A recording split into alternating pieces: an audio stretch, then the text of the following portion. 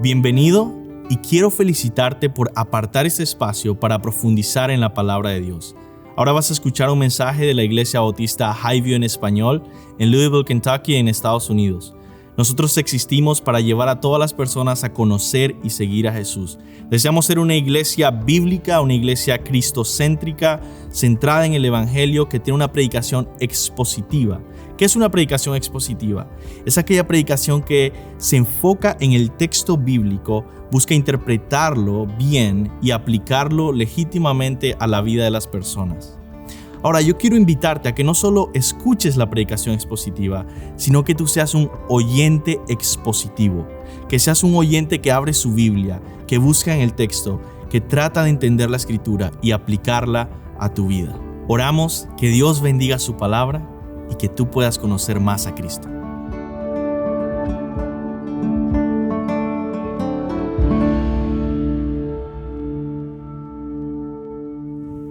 Amén. Gloria a Dios. Gloria a Dios por nuestras esposas también, que lo organizan a uno. Mi esposa me compró esto. Dijo para que las hojas no salgan volando ahí. Vamos a orar, hermanos.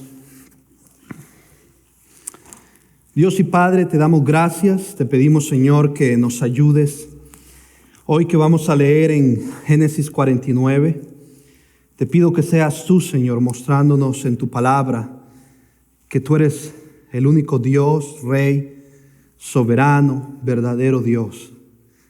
Que tú eres el único que tiene el poder de salvar, tiene el poder eterno de preservar vidas, preservar almas.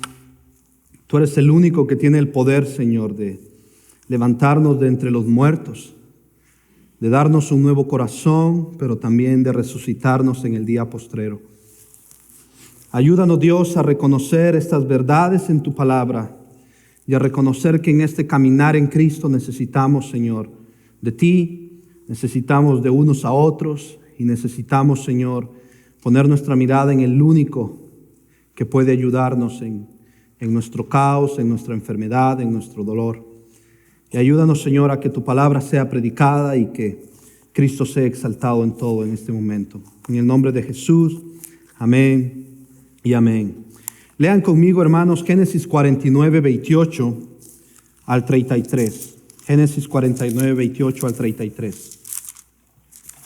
La palabra del Señor dice así: todos estos fueron las 12 tribus de Israel. Y esto fue lo que su padre les dijo al bendecirlos. A cada uno por su bendición los bendijo.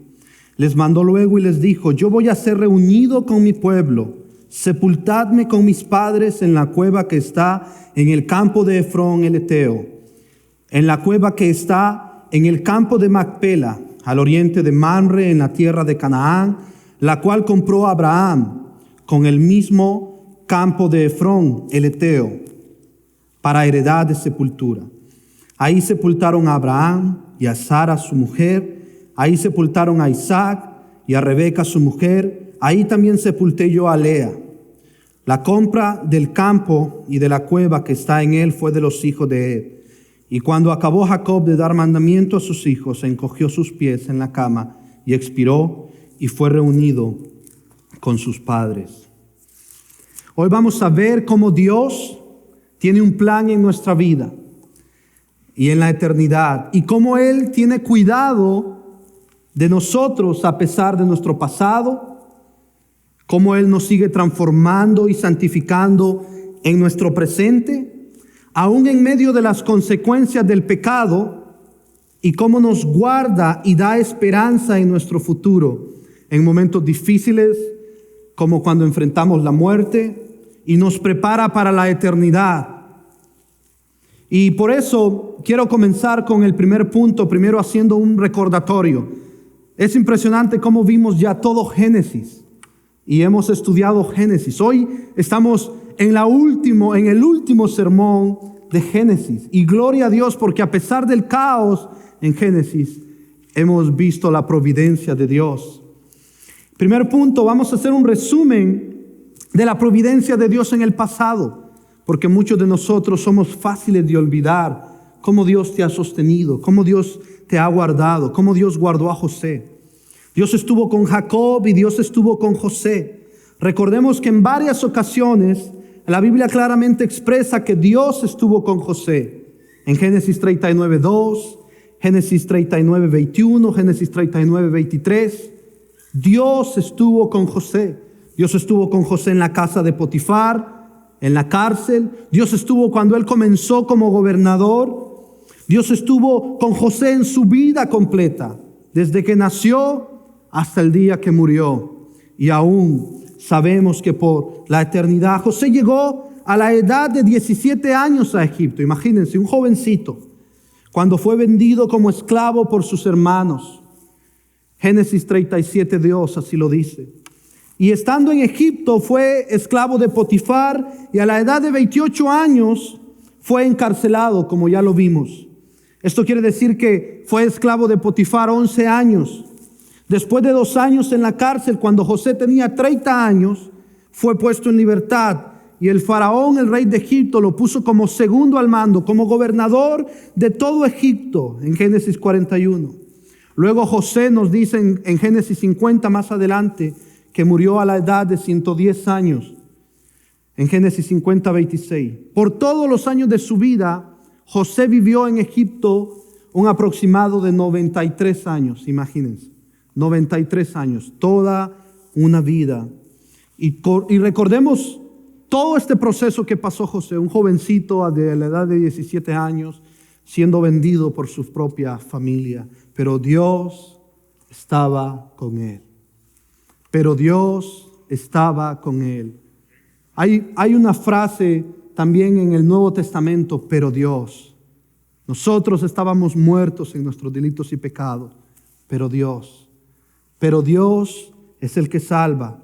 Dios en su providencia es el que te tiene acá. Y José estaba claro hasta en Egipto. ¿Recuerdan cuando José les recordó a sus hermanos que fue Dios quien lo había traído hasta Egipto con el propósito de preservar la vida de ellos y la posteridad del plan de Dios con la nación de Israel?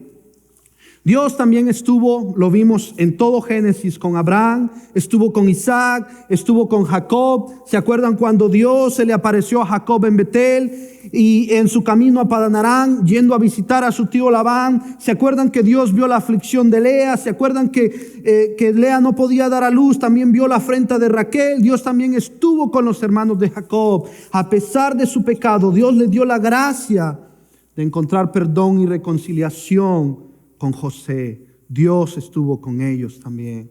Más adelante hablaremos sobre la muerte de Jacob. Pero cuando Jacob murió, los hermanos tuvieron miedo de José, porque dijeron, se va a acordar, ya no está el papá, se va a acordar de lo que le hicimos.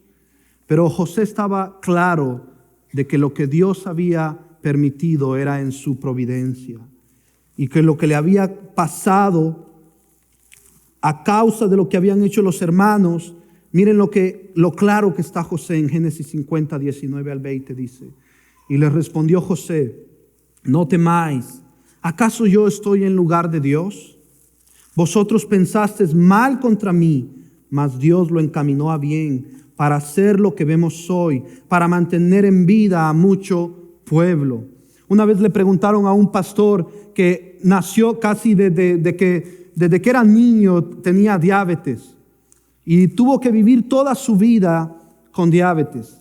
Y este pastor ahora es doctor también en medicina, y un día le preguntaron si él cambiaría esa situación desde niño, si él tuviera el poder de cambiar, que había sido así desde niño con diabetes. Y él dijo no, porque fue aún en la providencia de Dios. Dios lo permitió. Y todo eso me ayudó para el plan y el propósito de Dios que está aquí. A veces es duro, es difícil. Hay cosas que no vamos a comprender en esta tierra por qué pasan y por qué Dios las permite. Pero sin embargo sabemos que Dios tiene un plan eterno, y lo vamos a ver. Esto me recuerda de Jesús, que el sufrimiento de Jesús no fue en vano. Su vida, muerte y resurrección nos da vida y mantiene nuestra vida eternamente. La vida, muerte y resurrección de Jesús fue hecho también bajo la providencia de Dios, bajo el plan eterno de Dios, por amor de su nombre y por el puro afecto de su voluntad, para la gloria de Dios y nuestro bien. Mira lo que dice Mateo 20:28. Como el Hijo del Hombre no vino para ser servido, sino para servir y para dar su vida en rescate por muchos. Hay una similitud ahí cuando José dice, miren, Dios lo encaminó para bien, para preservar la vida de muchos.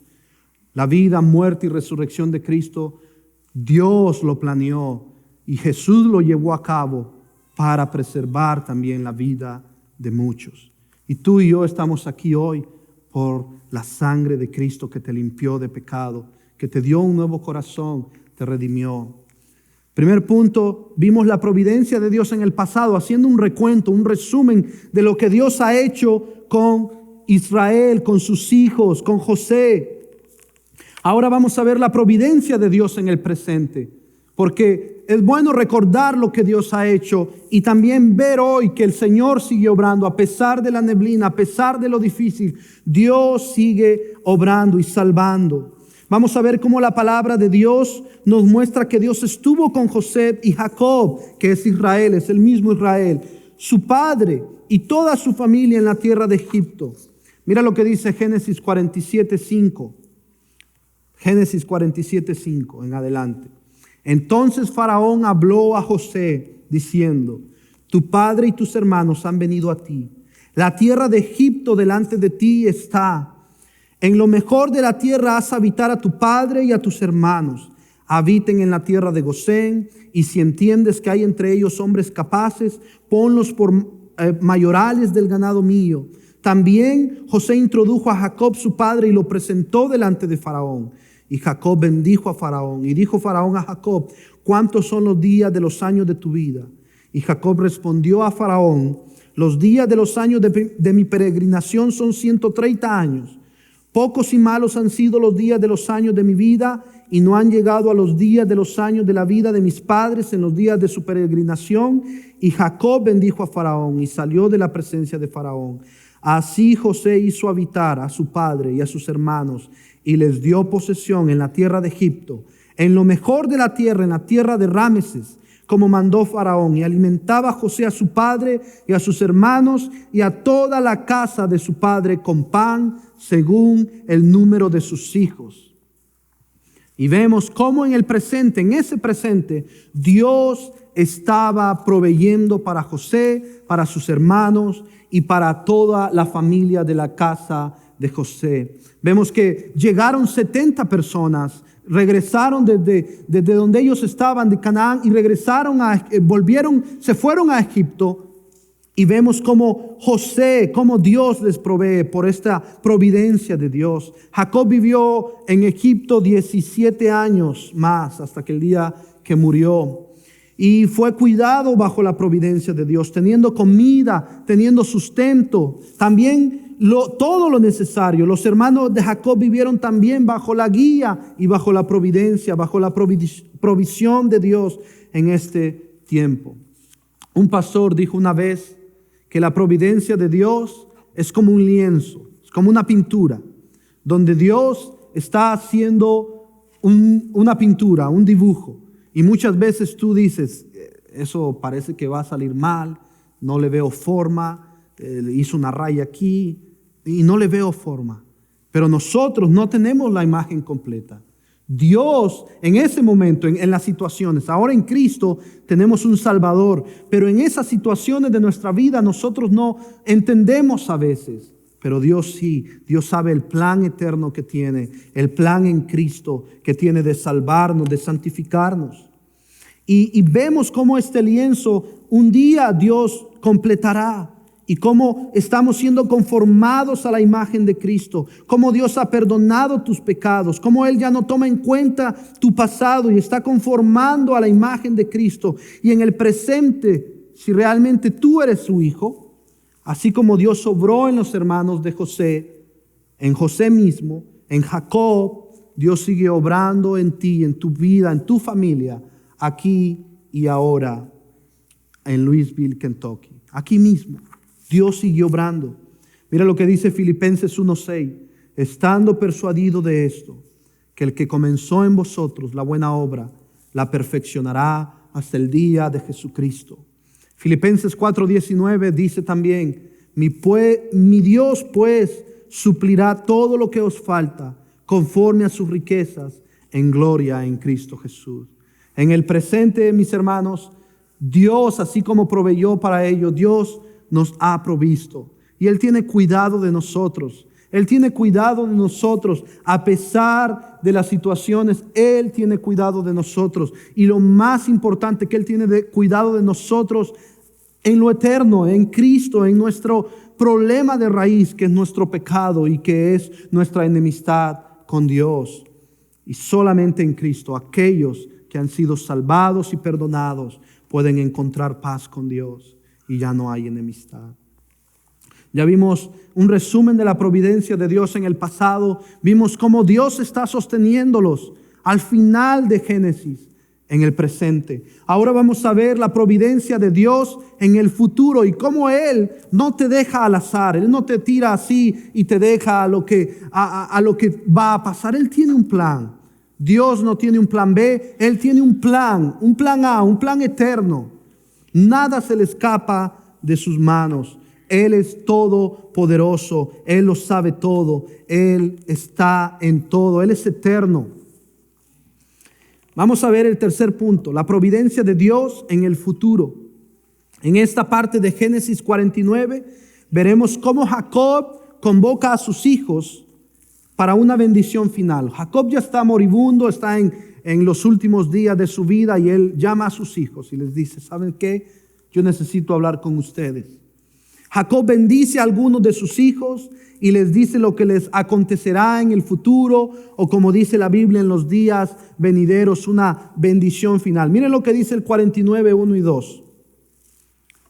La Biblia dice así, llamó Jacob a sus hijos y dijo, juntaos y os declararé lo que os ha de acontecer en los días venideros. Juntaos y oíd, hijos de Jacob, y escuchad a vuestro padre Israel.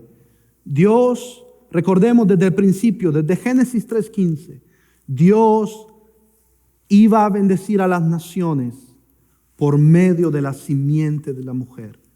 Y esa simiente iba a venir de Jacob, desde Abraham, desde Eva, desde Isaac, desde Jacob y toda esta descendencia. Y ya lo vamos a ver. Y vemos cómo desde Génesis 3:15 en Abraham, Isaac y Jacob vemos cómo Dios traería un Salvador de la simiente de la mujer, de los descendientes de Israel. Y mientras estudiaba esto, un comentarista dice que esta bendición de Jacob predice los futuros de las tribus, de las 12 tribus de Israel. En particular, Jacob predice el futuro lejano cuando la bendición futura llega a toda la tierra.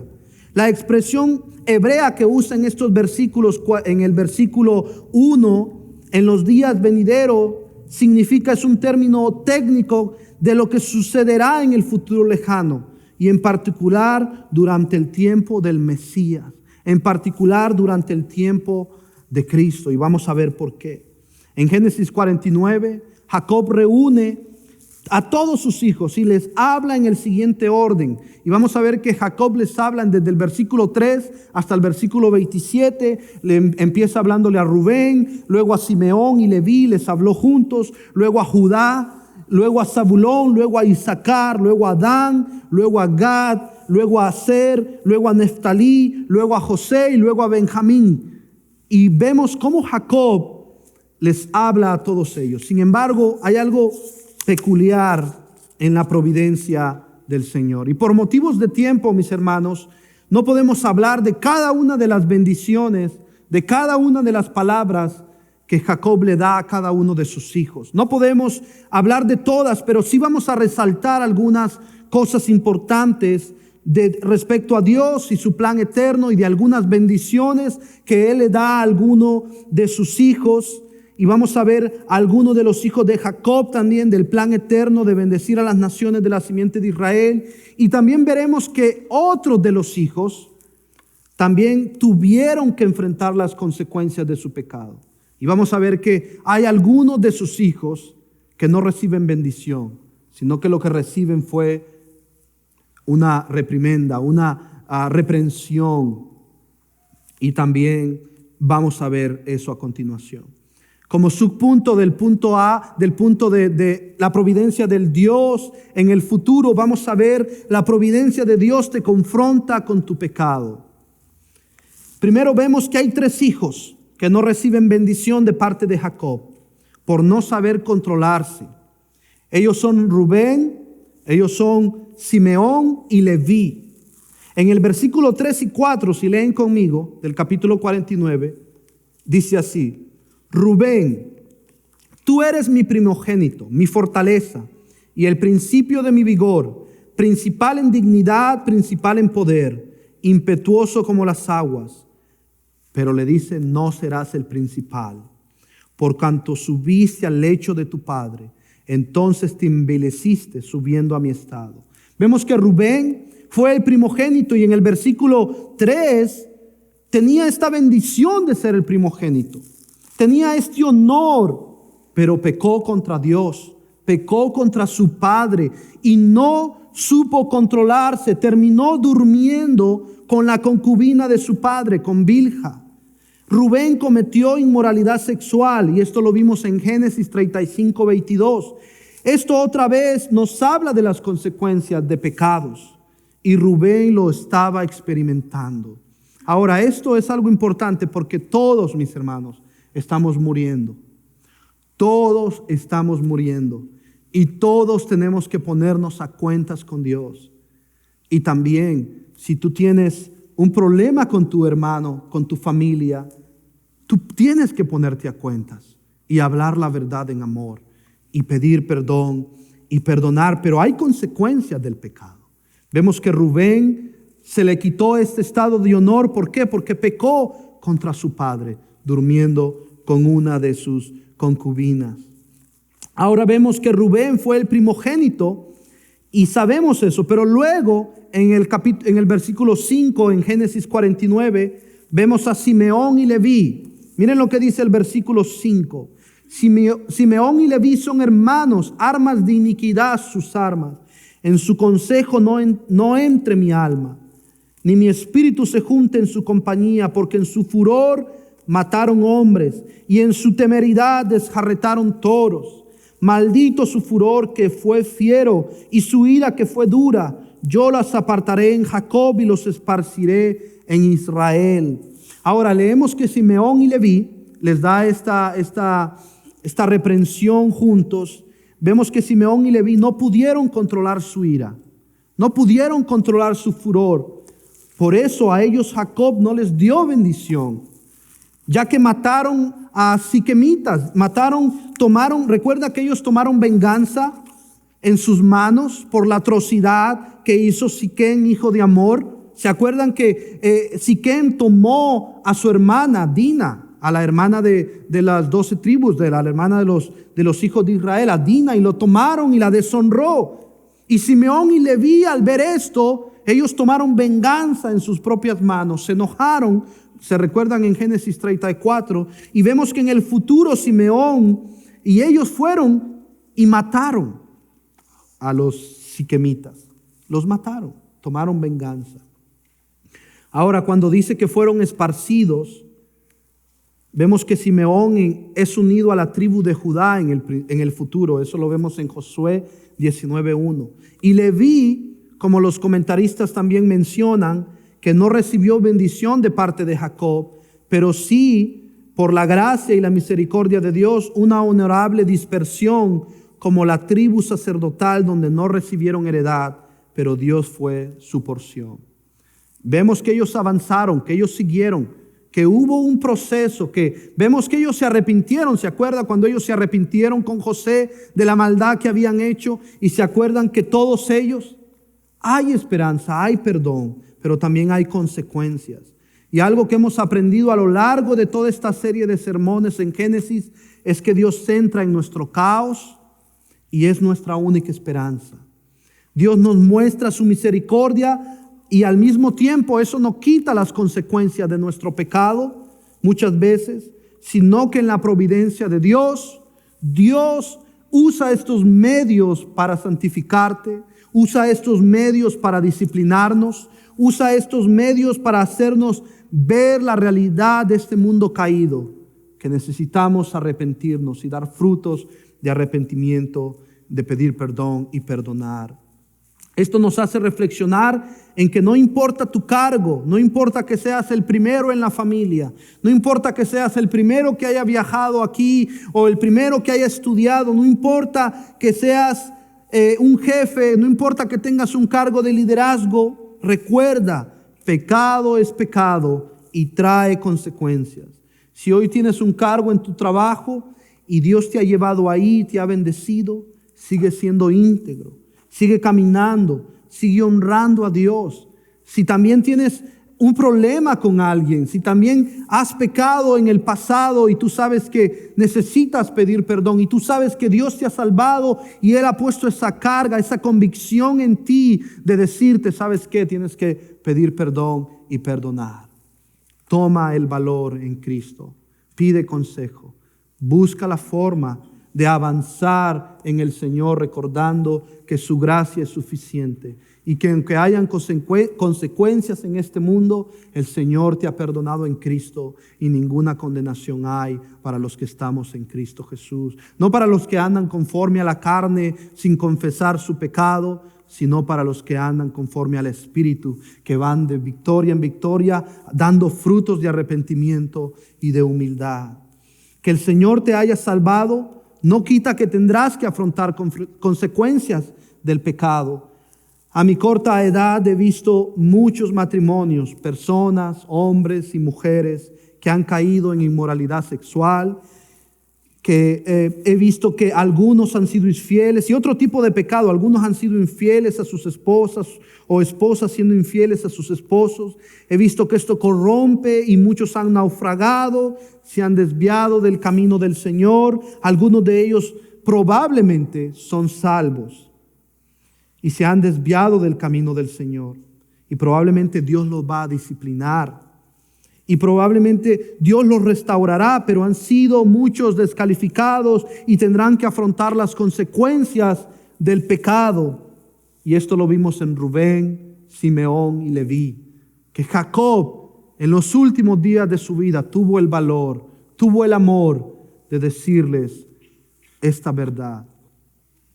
Pero vemos que el Señor aún en eso tenía un plan con ellos. Recuerda que todo pecado, sea inmoralidad sexual, sea la ira, sea el orgullo, sea pecado oculto o pecado público, sea lo que sea, es pecado. Y todavía estamos a tiempo de arrepentirnos y correr a Cristo. Todavía estás a tiempo, todavía estamos a tiempo de correr al Señor. Y que no importa tu posición, recuerda que el pecado trae consecuencias y Dios en su providencia va a disciplinar al hijo que ama.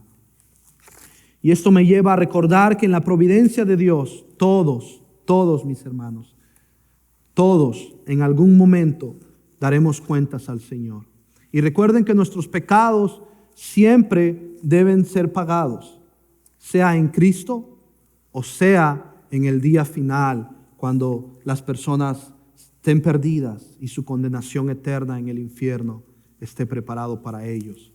Solamente aquellos que están en Cristo y que sus pecados han sido lavados y perdonados podrán estar ante el trono del Señor, poder estar ante Él y poder decir, Señor, tengo un abogado, tengo un Salvador que es Cristo. Pero todos debemos comenzar hoy a afrontar estas consecuencias del pecado y a afrontar también la restauración, el arrepentimiento, el frutos de arrepentimiento que tenemos, mis hermanos. Eso es una de las cosas que en nuestra generación se está perdiendo. Muchos creen que cuando vienen a Cristo van a recibir todo tipo de bendición, todo tipo de fruto de bendición material. pero una de las marcas de un verdadero creyente es su amor por Cristo, su amor por la gloria de Dios, y eso va a ser reflejado en frutos de arrepentimiento, en frutos de vida, en frutos de que una persona ha sido transformada por el Evangelio. Como subpunto, punto B, vamos a ver en la providencia de Dios, hoy tenemos un Salvador perfecto y eterno. Ahora vamos a ver la bendición que Jacob le da a Judá. Lean conmigo en el versículo 8 del capítulo 49. Judá, te alabarán tus hermanos, tu mano en la cerviz de sus enemigos. Los hijos de tu padre se inclinarán a ti. Cachorro de león, Judá, de la presa subiste, hijo mío. Se encorvó, se echó como león, así como león viejo, ¿quién lo despertará? No será quitado el cetro de Judá, ni el legislador de entre sus pies, hasta que venga Silo, y a él se congregarán los pueblos, atando a la vid su pollino, y a la cepa el hijo de su asna. Lavó en el vino su vestido, y en la sangre de uva su manto, sus ojos rojos del vino y sus dientes blancos de la leche. Vamos a ver en esta bendición que le da Jacob, en esta parte vemos cómo Jacob está anticipando que Judá tendrá liderazgo entre sus hermanos. Judá es el que había tomado liderazgo, si ustedes se acuerdan, cuando queriendo cumplir su palabra, queriendo proteger a Benjamín, él se puso y cumplió su palabra y dijo, no, tómame a mí como esclavo, como preso, pero no quites a Benjamín. ¿Se acuerdan eso con José? Y vemos que Judá ahora, él es puesto en una posición de liderazgo, donde sus hermanos, dice, se inclinarán a ti. Pero todos estos términos, mis hermanos, estas palabras que vemos aquí, que son bastante complejas y tomaríamos bastante tiempo en cada una de ellos, pero los términos león, los términos cetro es una vara que usaban los reyes, que simboliza dignidad y poder. La palabra Silo, según los comentaristas, es esto, hasta que llegue a Silo, posiblemente es un término mesiánico. Y la mención subsecuente del dominio sobre su pueblo o pueblos. El sustantivo hebreo es plural, apunta a la realización final de esta profecía en el reinado mesiánico universal de Cristo. Ahora, todo esto, el punto de esto es que el plan de Dios para que la humanidad gobierne y tenga dominio se concentra en su plan y en el Mesías que había de venir. Se concentra en Cristo, en su reinado cuando Él iba a venir. Y mis hermanos, Cristo hoy mismo está reinando. Hoy mismo está reinando, está a la diestra de Dios Padre. Sin embargo, todos sabemos que Él va a regresar con gloria y con poder, pero Él es rey. Él es rey y Él en cualquier momento puede regresar. Y todo esto nos apunta a esta imagen. Y vemos todo esto donde habla de las uvas también, que amarrarían la vid, su pollino. Solo muestra la abundancia que habrá en este reino. Solo muestra cómo va a haber abundancia, que aún con ramas, con cosas de la vid, ellos amarraban sus pollinos. Muestra la abundancia de este reino. Sin lugar a duda, esto es una imagen del Mesías y su reino venidero. Y esto es importante porque de la tribu de Judá, si ustedes van a la ascendencia de Jesús, es donde viene el Mesías. Por eso esto apunta al Mesías, porque no es algo que lo estamos sacando solo de Génesis. Está en toda la Biblia, que de la tribu de Judá vendría nuestro Señor, vendría nuestro Salvador. Vemos que esto es una referencia también, vemos que todo esto habla de Cristo. Cuando habla león de Judá, es una muestra de su poder y de lo que pasará en Cristo. Y hay bastantes detalles de esto que nos apunta a Cristo. Y estos detalles de la bendición de Jacob es lo que nos lleva a Él. De la tribu de Judá vendría el que iba a salvar el mundo. Dios con nosotros. Dios encarnado. Y Dios cumpliría las promesas hechas a Abraham, a Isaac y a Jacob. En Jesús se cumple que serán benditas todas las naciones y que Él es la simiente prometida. Solo fíjate aquí, hermanos. Aquí ya vemos de más de 18 países. Un día, ¿sabes qué? Toda lengua, toda tribu, toda nación estarán adorando al Cordero inmolado. Estaremos adorando al Rey de Reyes y Señor de Señores. Mira lo que dice Isaías 2:1 y 2. Lo que vio Isaías, hijo de Amós, acerca de Judá y de Jerusalén, acontecerá en los postreros de los tiempos, que será confirmado el monte de la casa de Jehová como cabeza de los montes, y será exaltado sobre los collados, y correrán a él todas las naciones. Luego en Apocalipsis 5:5 también dice: y uno de los ancianos me dijo, no llores, he aquí que el león de la tribu de Judá, la raíz de David, ha vencido para abrir el libro y desatar sus 7 sellos. Y en el versículo 9 de Apocalipsis 5 sigue diciendo: y cantaban un cántico nuevo diciendo: digno eres de tomar el libro y de abrir sus sellos, porque fuiste inmolado y con tu sangre nos has redimido para Dios de todo linaje, lengua y pueblo y nación. Un día, mis hermanos, el Señor ya ha salvado y el Señor está, dice, con su sangre ha redimido para Dios de todo linaje, de toda lengua, de todo pueblo y de toda nación, adorando al Cordero inmolado que vive y reina por siempre. Gloria a Dios por nuestro Salvador. Gloria a Dios porque Él reina eternamente y para siempre. Y sabemos que en Cristo veremos el cumplimiento total en los días venideros, donde todas las naciones le adorarán. Mira lo que dice Salmo 105, versículo 8.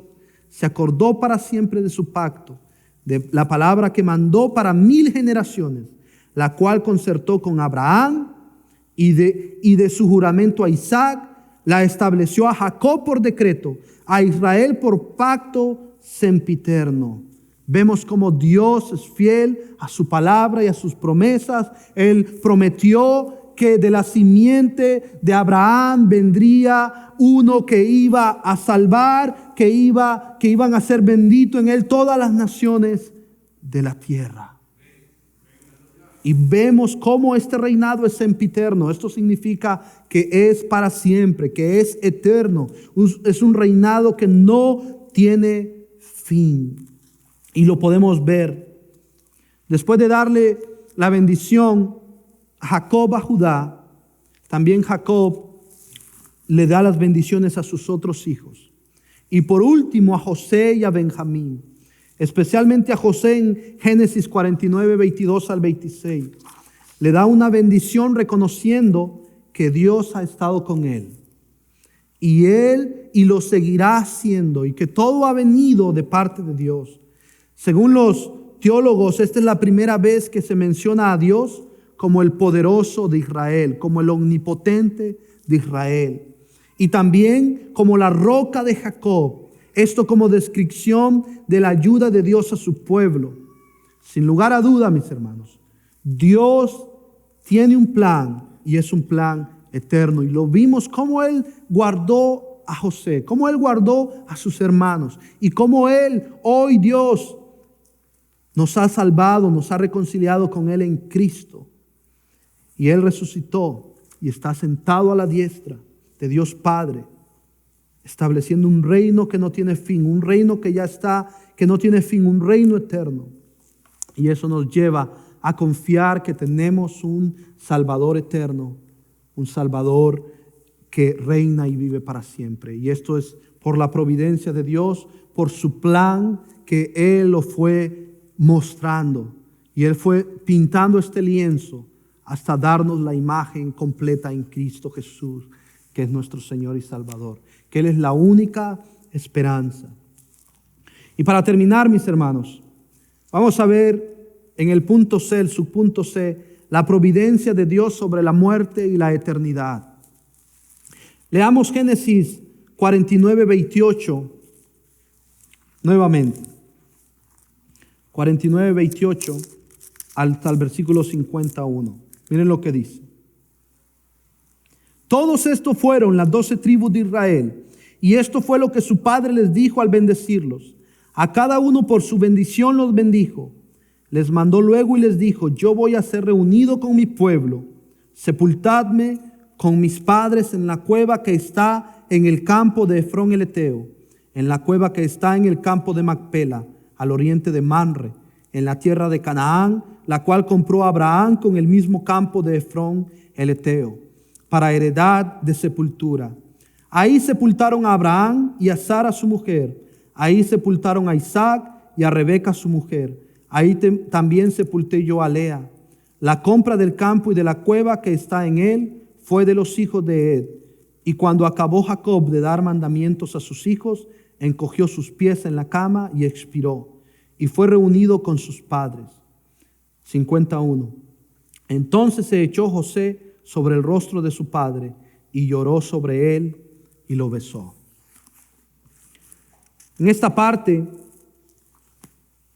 este es un momento solemne, es un momento difícil, un momento donde todos un día vamos a tener que enfrentar.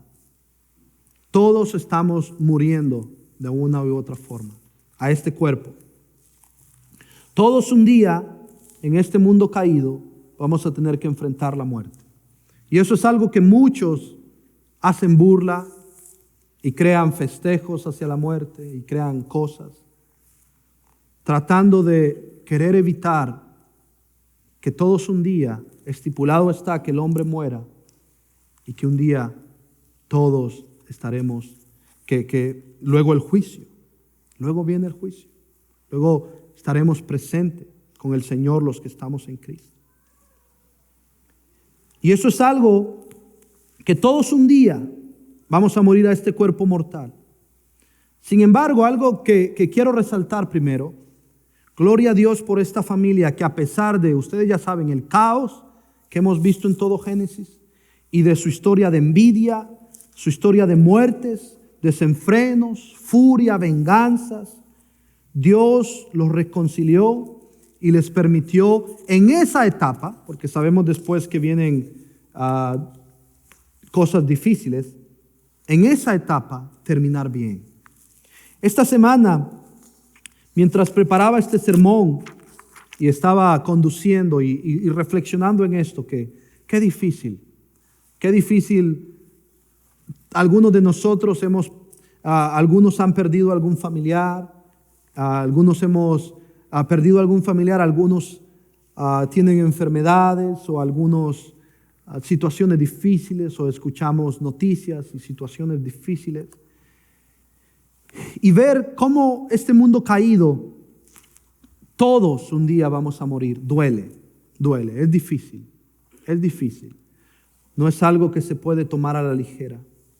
Y esta semana, mientras escuchaba un podcast, había un pastor, el pastor John Piper, él hacía esta ilustración, que la vida es como un río.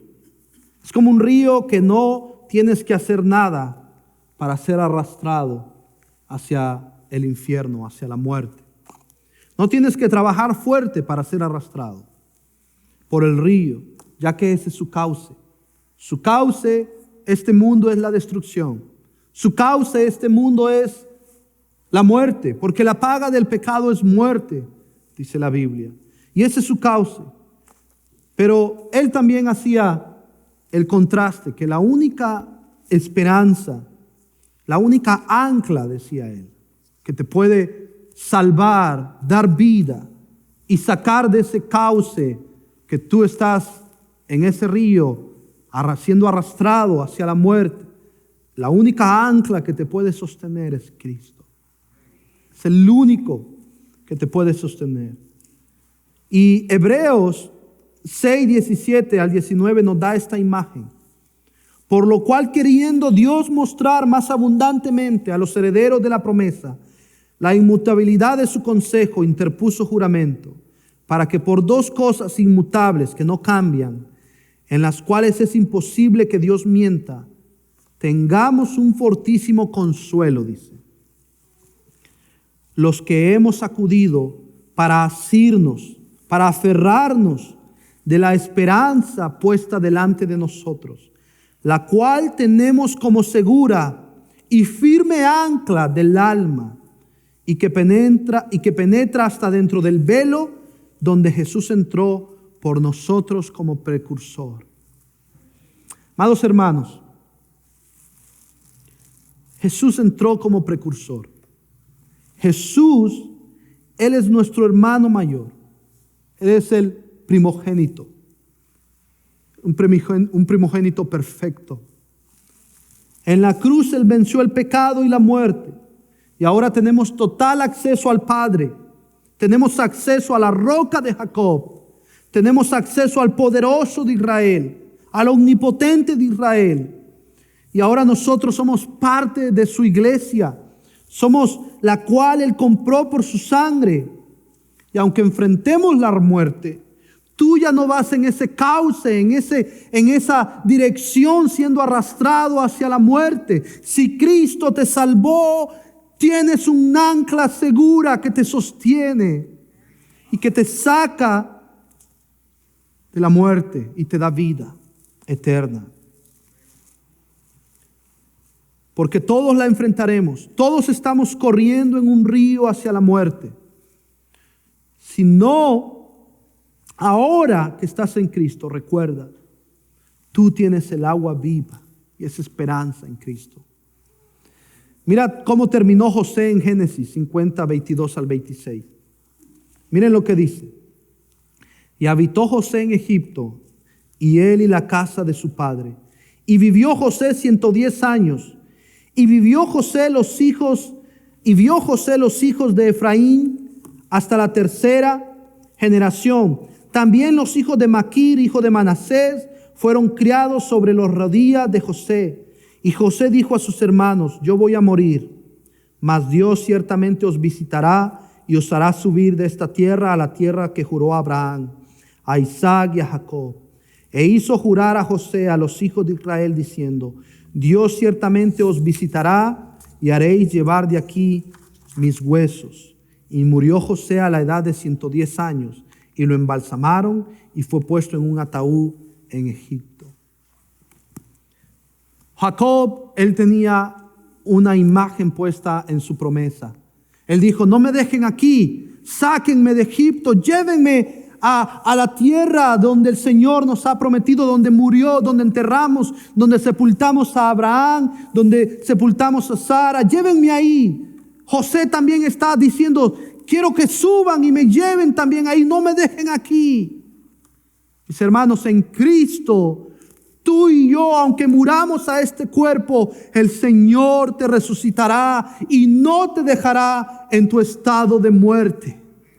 No te dejará en tu estado de muerte, porque hay un ancla segura que nos saca del río de la destrucción, que va al infierno y nos saca y nos da vida en Cristo y nos dice: yo te llevo a un lugar seguro, porque en Cristo Él es nuestro lugar seguro. Y en Cristo tenemos vida eterna, tenemos una esperanza que no cambia, una esperanza que es cierta, una esperanza que Cristo nos dará vida y vida en abundancia, aunque muramos a este cuerpo. Si tú vives, haz las paces con Dios, arrepiéntete de tus pecados, confiésalos, pide perdón, estás a tiempo. Pon tu fe en Cristo Jesús. La única forma que no vayas en ese río de la destrucción hacia el infierno es con Cristo, con el ancla segura y firme, con Cristo nuestro Señor y Salvador. Confía que Él tiene cuidado de ti y que su providencia te ha guiado en tu pasado, en tu presente, en tu futuro. Todos estamos muriendo a este cuerpo. Todos un día vamos a morir. Y no importa, mis hermanos, si tienes 5 años o 60 años, todos vamos a morir un día. Y nuestra única esperanza es Cristo. Nuestra única esperanza eterna es Él. Y necesitamos ponernos a cuentas con Dios en Cristo. Igual de esta forma el Evangelio nos invita a estar en paz con nuestro prójimo, con la familia, con amigos, con vecinos, y en lo que podamos estar bien con todo, dice la Biblia, debemos procurarlo.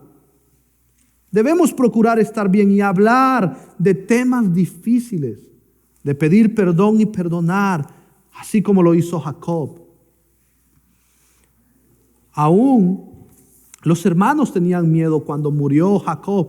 Oh, José se va a vengar. Y José lloró cuando ellos le dijeron, ¿sabes qué? José lloró y dijo, ¿acaso yo estoy en lugar de Dios? Si Dios, quien me perdonó a mí en Cristo, ¿acaso yo estoy en lugar de Dios para no perdonar a aquellos que me han hecho daño? Porque nosotros debemos de aprender de aquel que nos perdonó. Así como Él nos perdonó, nosotros debemos perdonar a otros y también pedir perdón a otros y correr en esa gracia. Porque si no, mis hermanos, el orgullo te ciega. Pero sobre todo, si estás enfrentando la muerte, si tienes alguna enfermedad o si perdiste algún familiar y murió en Cristo, recuerda otra vez, tenemos el ancla gloriosa y segura, tenemos un Redentor y un postrer José que preservará a su pueblo, que preservará a su iglesia, no solo por un tiempo, porque todos sabemos, ¿se recuerdan? Todos sabemos que José murió y luego llegó otro faraón y dice que este faraón no conoció a José, no supo. ¿Sabe cuántos años vivió el pueblo de Israel en Egipto? Vivieron 430 años.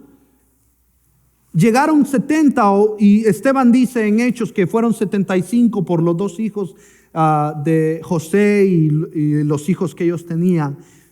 Y salieron 600,000 personas de Egipto. 600,000 personas. José preservó la vida de estas personas en ese tiempo. Obviamente Dios en su providencia. Pero Dios en Cristo preserva tu vida eternamente. Y los que mueran en Cristo resucitarán en Cristo. Resucitarán por Cristo, en el postrer día. Mira lo que dice Romanos 8:11. Vemos lo que dice Romanos 14:8 al 10, perdón. Pues si vivimos, para el Señor vivimos. Y si morimos, para el Señor morimos. Así pues, sea que vivamos o que muramos, del Señor somos. Porque Cristo para esto murió y resucitó y volvió a vivir para ser Señor así de los muertos como de los que viven. Pero tú, ¿por qué juzgas a tu hermano? O tú también, ¿por qué menosprecias a tu hermano? Porque todos compareceremos ante el tribunal de Cristo. Sea que vivamos o que muramos, del Señor somos. Y esa es nuestra ancla segura y nuestra esperanza. Es difícil, obviamente por nuestra familia, y el lamento es bíblico. Por eso tenemos un libro de lamentaciones. Lamentarse y tener luto es bíblico. Llorar es bíblico. José lloró varias veces en la Biblia. Se lanzó sobre el cuello de su papá, dice, cuando lo vio por primera vez, y lloró largamente, dice la Biblia. Ellos tomaron luto, tomaron un tiempo, 70 días, dice en Génesis 50. El luto es bíblico, nos duele, es difícil perder un familiar, es difícil este cuerpo de muerte, es difícil la enfermedad, el dolor, el sufrimiento, pero Cristo sufrió por nuestros pecados para que tú y yo tuviéramos vida eterna y poder ser resucitados en un cuerpo glorificado de vida, vivificado. Mira lo que dice Romanos 8:11. Pero si el espíritu de aquel que resucitó a Jesús de entre los muertos habita en vosotros, el mismo que resucitó a Cristo, hablando del Espíritu Santo de Jesús de entre los muertos, también dará vida a vuestros cuerpos mortales por medio de su Espíritu que habita en vosotros. Todos un día, los que mueran en Cristo, serán vivificados, tendrán un cuerpo glorificado, y los muertos en Cristo resucitarán primero, dice la Biblia. Es una promesa y debemos creer que hay esperanza, que el que tiene al Hijo tiene la vida, pero el que no tiene al Hijo de Dios no tiene la vida. Tenemos que creer en esta ancla segura que aunque estemos al borde de la muerte, Cristo Jesús es nuestra esperanza eterna y no lo voy a negar, aún en medio de una camilla, aún en medio de algo difícil, aún en medio de lo que sea, de una guerra, de una enfermedad. Vamos a estar firmes en el ancla segura que me da una esperanza gloriosa y que aunque muera este cuerpo, viviremos con Cristo por la eternidad. Y esa es una esperanza gloriosa. Para terminar, mis hermanos, Juan 10, 28 al 30 dice: yo les doy vida eterna y no perecerán jamás, ni nadie las arrebatará de mi mano. Esta es una esperanza gloriosa. Mi Padre que me las dio es mayor que todos, y nadie las puede arrebatar de mi mano, de la mano de mi Padre. Yo y el Padre uno somos. Si tú estás en Cristo, tú tienes una esperanza gloriosa que nada ni nadie te puede separar de Él. Tú estás seguro en Cristo. Tú estás seguro en Cristo. Y es una seguridad que nos da humildad. Es una seguridad que nos anima a seguir creciendo en amor por Cristo, en obediencia por Cristo, en santificación. Es un amor que podemos crecer en saber que Él es real. Maravillosa esperanza que tenemos en Cristo, que a pesar del sufrimiento, el pecado, el dolor, la enfermedad, la muerte en este cuerpo, Cristo nos ha dado la victoria eterna para su gloria y nuestro bien, donde un día estaremos con Él por la eternidad, donde no habrá más llanto ni dolor, sino que estaremos con Cristo nuestro Señor y Salvador, de toda lengua, de toda tribu, de toda nación, adorando a nuestro Rey eternamente. Y esa es nuestra esperanza, mis hermanos, que aunque nuestro cuerpo va desfalleciendo, nuestro espíritu está siendo vivificado, y como dijo Pablo: he acabado la carrera, he peleado la batalla de la fe, he terminado la carrera. Y podemos decir: Señor, tú me esperas. Confiadamente podemos decir: Señor, estaré presente contigo y sé que voy a estar contigo por la eternidad, no por mis obras, no por lo que yo hice, sino por la obra de Cristo Jesús en la cruz, que me salvó, que me redimió, que me perdonó, que me amó, que sufrió y que dio la vida por mí, por nosotros, por su iglesia. Y esa es nuestra esperanza segura. Cristo, nuestra ancla gloriosa que nos ayuda. Oremos. Dios y Padre, te damos gracias, te damos la gloria a ti porque tú la mereces. Ayúdanos a tener esta esperanza aún en medio de situaciones difíciles, de la enfermedad, en medio de cuando estamos enfrentando la muerte, cuando estamos en situaciones dolorosas. Ayúdanos a reconocer que tú eres nuestro único Señor y Salvador. Tú eres el único que puede perdonar nuestros pecados y limpiarnos de toda maldad. Ayúdanos en este mediodía a confiar en ti y creer, Señor, que tú eres nuestra única esperanza para esta vida y para la eternidad. En el nombre de Jesús. Amén.